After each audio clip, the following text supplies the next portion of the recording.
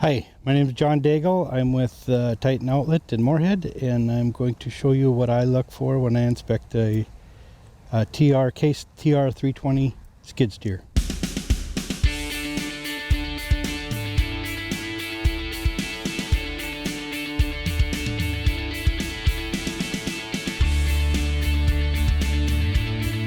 When I look for what I look for when I inspect machinery, first of all, we'll start with the bucket.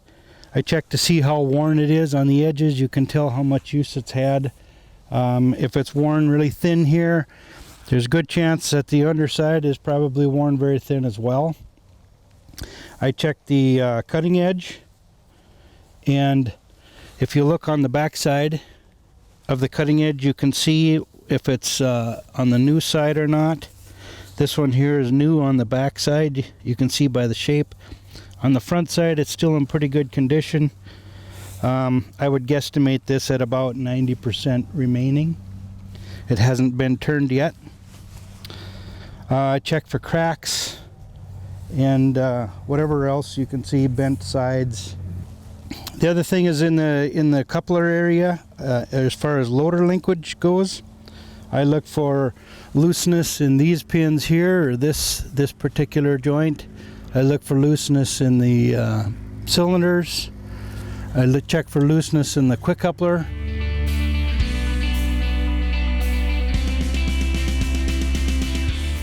I look at the paint. I look for scratches. I look for chips. I look for things just to get me an impression of what I think the paint. In this case, I would call it good. It's not excellent. It's got some chips. It's got some scratches, some dirt on it.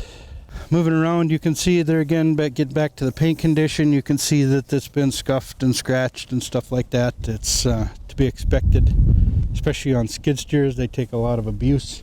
I would call this probably in good condition.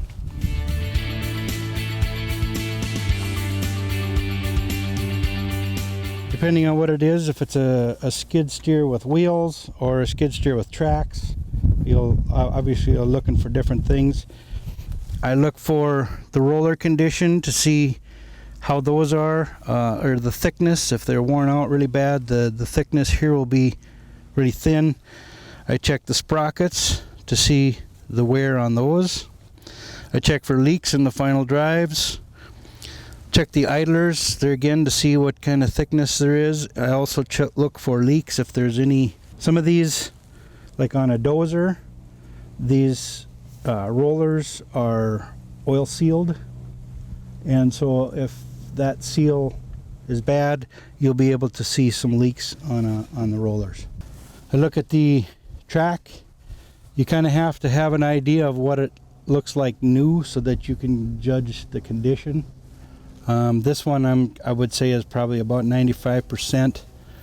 I look for cuts. I look for wear. I look for cracks. I look for chunks missing, whatever it is that you might see.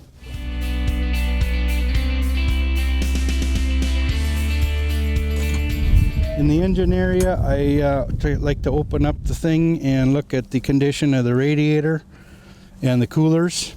If there's a hole, you'll be able to see the antifreeze leaking or oil leaking, depending on. This particular one right here is an oil cooler, so it's cooling the hydraulic oil, as opposed to this one's the engine cooler. I check the oil to see if there's any water in it.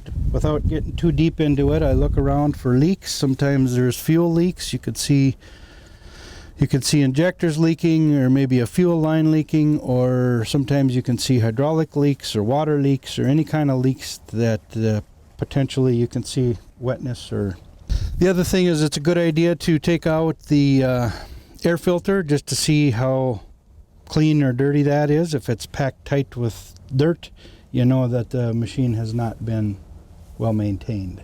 Check fluid levels. Make sure that there's fluid within the range that they're supposed to be.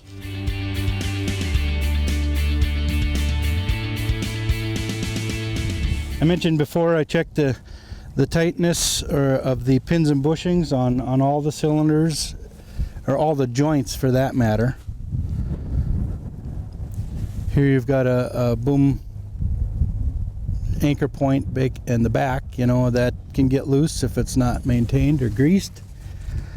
What I like to see is I like to see a lot of grease around these joints, because that tells me that they have been greasing it. If it's too clean, it may have had a fresh bath, but it may have also not been greased. You check for tightness in these areas. I check for leaks. If the cylinder is leaking, it would obviously be where the hoses enter the cylinder and exit the cylinder, or if the seals are bad, they would be leaking around the rod here. And typically you'll see wetness. You can definitely tell when it's wet and it's leaking, as opposed to nice and dry.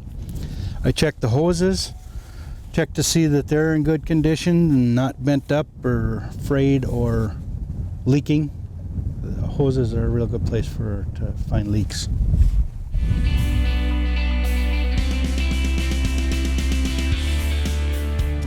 When I get in the cab, I check to try to check for, make sure all the lights work. I make sure everything's operational, like the hydraulic quick coupler in this case, to make sure that works. I run all the controls, travel forward and back and left and right, all the bucket controls, and I play with the bucket a little bit to check for looseness, or the loader to check for looseness at various joints.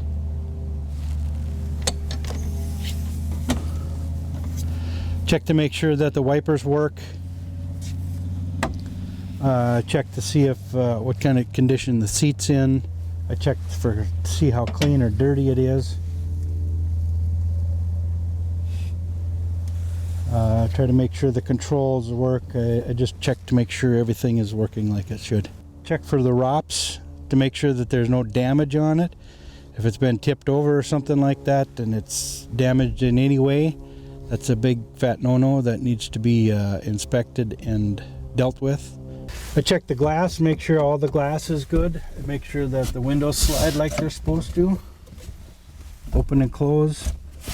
Try to check for weather stripping. That can go bad, and if that needs to be replaced, it's something that should be noted on the inspection report.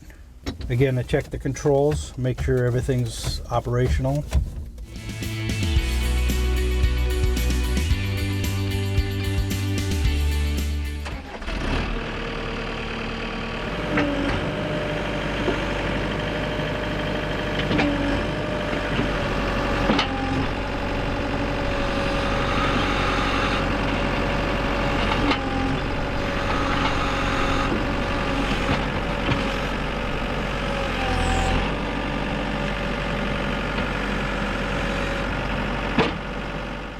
That gives you an idea of some of the things that I look for when I do my inspections on skid steer loader.